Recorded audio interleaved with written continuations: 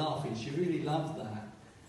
And they went through phases where she would get us to rearrange the furniture in the rooms. And sometimes it would all end up back as it was. And then there was a phase where she would be moving a huge mattress from the bottom of the house right to the top of the house, and we were all full of vibrations and laughing and joking, and the mattress moving was getting faster and faster. And she was waiting in her bedroom for this big black and white stripy mattress, and we came charging into the bedroom. And then the next thing, I fell over, and right at Shimashi's feet, and the mattress landed on top of me, and Shimashi just threw her head back and roared with laughter. She really loved it when we had fun like that. Of course, we would get the other end of the spectrum sometimes when we needed it. She would scold us like a good mother would. But there were dreamlike occasions. There were situations. She would change the wallpaper a lot. She would experiment, especially in her bedroom. Her bedroom was really very, very beautiful. It had all ornamental plasterwork, like framed purple Chinese embroidered silk on the walls. It was really, really very, very beautiful. And she changed the ceiling about 6 times, the colour that is.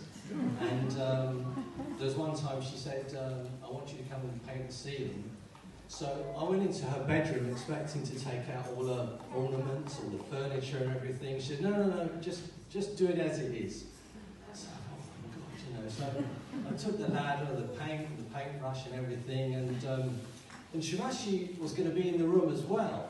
So this big sheet of plastic, and I start over there, and I could get the sort of paint, so I better put the plastic there, and then I was looking over there, and I'll have to cover that. And then I saw Shimashi sitting on her bed, and I thought, if I paint that part of the ceiling there, I could get paint on Shimashi. And this sort of thinking about putting plastic around Shimashi.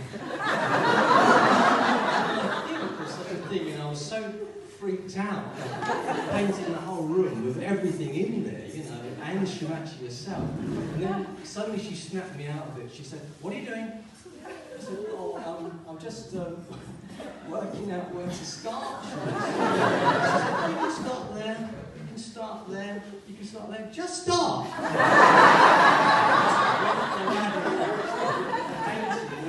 I didn't get a drop of paint on anything, It's incredible.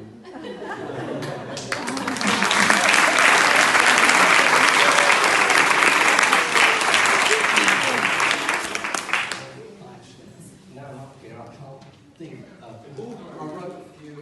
I wrote too long.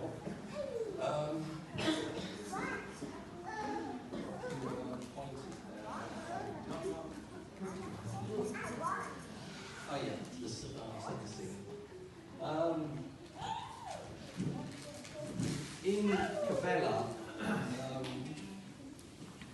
there was a situation where me and Padmini were married, but it took us about 5.5 years before we were actually together because of this big legal battle.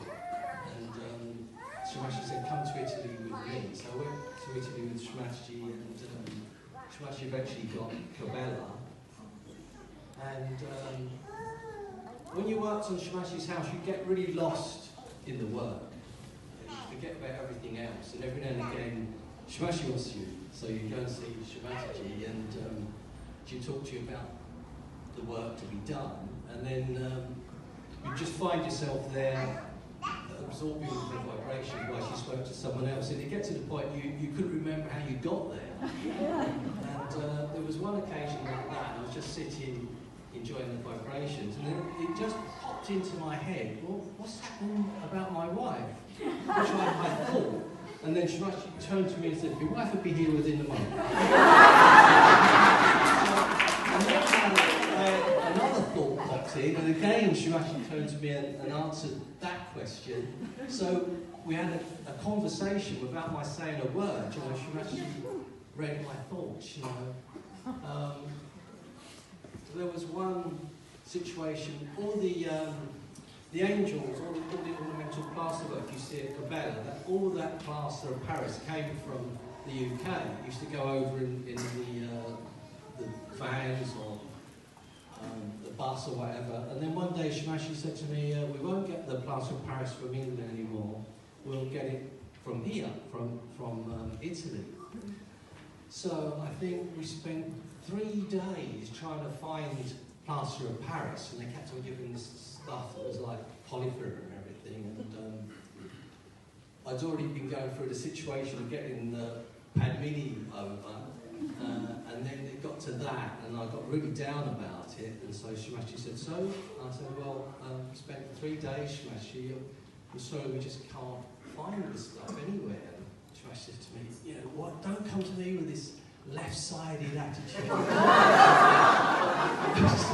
You can do anything, she said. God is on your side. You can do anything. And that story has always helped, you know, in difficult situations. You know, we can do anything. We can work out this country. We can change this world. We